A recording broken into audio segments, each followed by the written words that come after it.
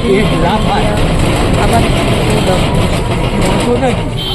আজকে সন্ধ্যে সন্ধ্যে বেরিয়ে পড়েছি অ্যাকচুয়ালি আজকে একটা মেলায় যাবো বলে।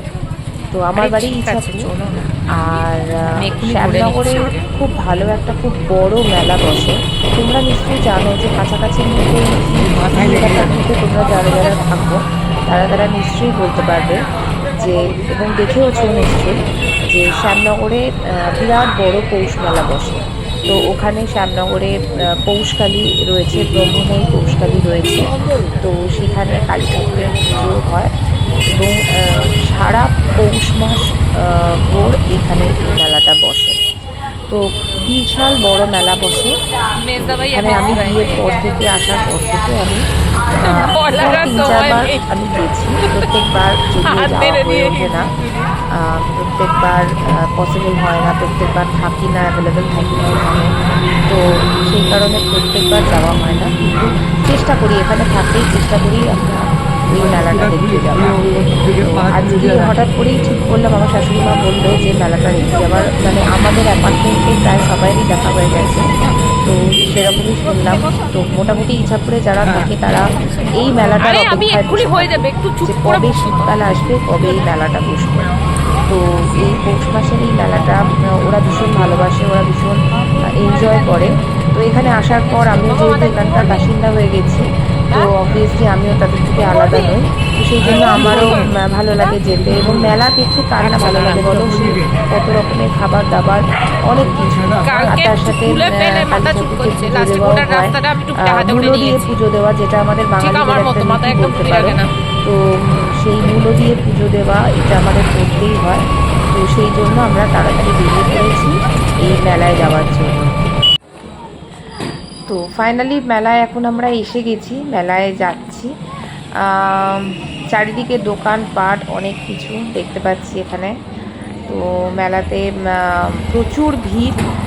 জানি না, আমার মেয়েটাকে নিয়ে এসেছি, তো খুব টেনশনও হচ্ছে যে এত ভিড়ের মধ্যে কি করে ওকে সামলাবো। কিন্তু যাই হোক, আমি একা নই, তো সেই জন্য অত প্রবলেম নেই। তো আমার শ্বশুরমশাই আছে, শাশুড়ি মা আছে, তো সবাই মিলে একসঙ্গে সামলে নেবো ঠিক।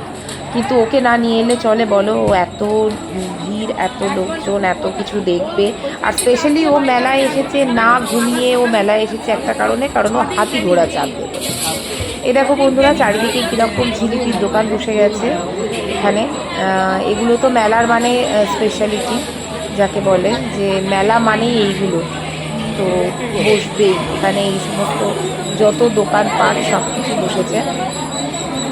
এগুলোই দেখতে দেখতে সময় কেটে যায়, এগুলোই দেখতে ভীষণ ভালো লাগে, ঘুরতে ভালো লাগে। যতই যাই, যতই ঘুরি, মনে হয় এই দোকানটা ঘোরা হয়নি, ওই দোকানটা ঘোরা হয়নি, এবং মনে হয় যত জিনিস আছে সব জিনিসই প্রায় কিনে নিই। তখন মনে হয় যে কোনোটা ছাড়লে হবে না। তাও খুঁজে পেতে জিনিসপত্র কিনি, কিছু না কিছু তো কিনতেই হবে। মেলায় যখন এসেছি তখন খালি হাতে তো বাড়ি গেলে চলবে না, কিছু কিনতেই হবে। এটা আমার ছোটোবেলাকার অভ্যেস। ছোটোবেলায় অ্যাকচুয়ালি নাগরদোলায় চাপতাম, এখন আর নাগরদোলায় চাপি না, এখন মেয়েকে চাপাই। এখন মেয়েকে চাপানোর বয়স হয়ে গেছে, মেয়ের এখন চাপার বয়স হয়ে গেছে।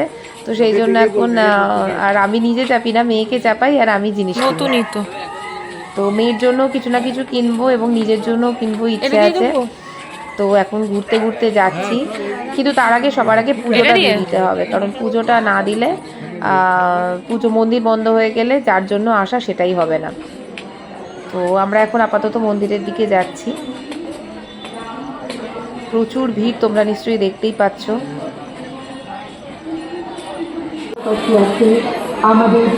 এসে গেছি আমরা কালী মন্দিরে।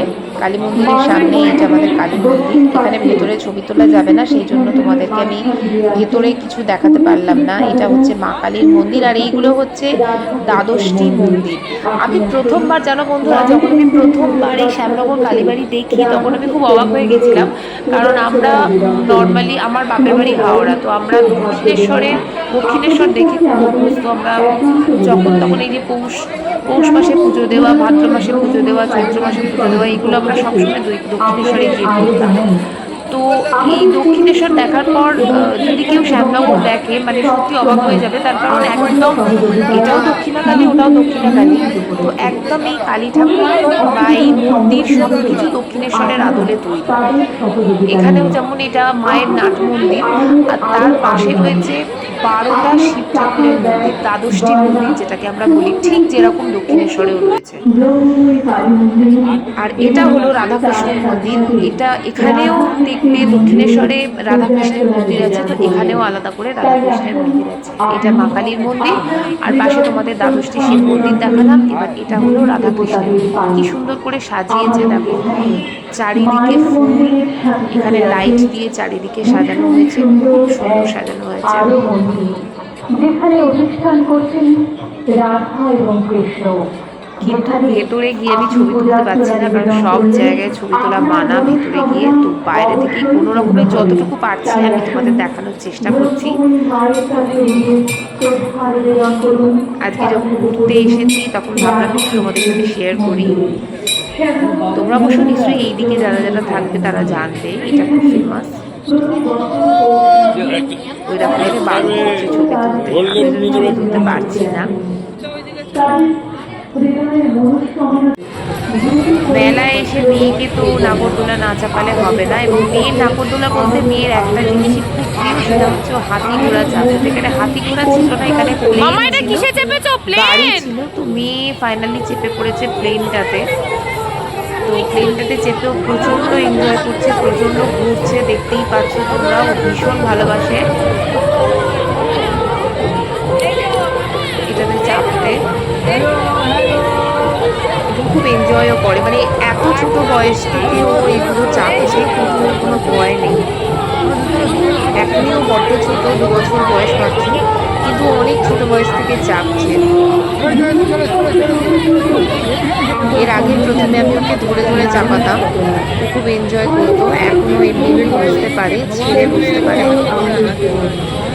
ওই জন্য দেখো কত হাসছে, দেখো ভীষণ এনজয় করছে এটা। আপনি একটু জোরে জোরে ঘোরান। আর ওকে দেখে আমরাও প্রচণ্ড এনজয় করছি, আমাদেরও ভীষণ ভালো লাগছে যে ওর এত আনন্দ হয়েছে এটা দেখে। ঠিক আমার মতো একদম, জানো। তো এইগুলো চাপতে ভীষণ ভালোবাসে, আমি যেমন ছোটো থেকে ভীষণ ভালোবাসি। ফাইনালি প্লেন চাপা হয়ে গেছে, কিন্তু আবারও দাদাইয়ের কাছে বায়না বলছিল যে গাড়ি চাপবে, সেই জন্য আবারও দাদাই ওকে গাড়িতে তুলে বসিয়ে এখন গাড়ি চালাচ্ছে। এবং গাড়িতে বসে ওকে সারাক্ষণ স্টিয়ারিং ঘোরাতে হবে।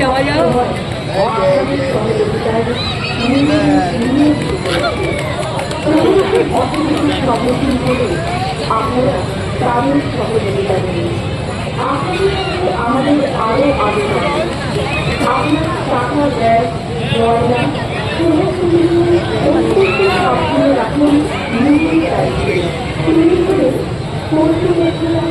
প্রচণ্ড এনজয় করছে, গাড়ি চালাতে চালাতে প্রচণ্ড ঘুরছে।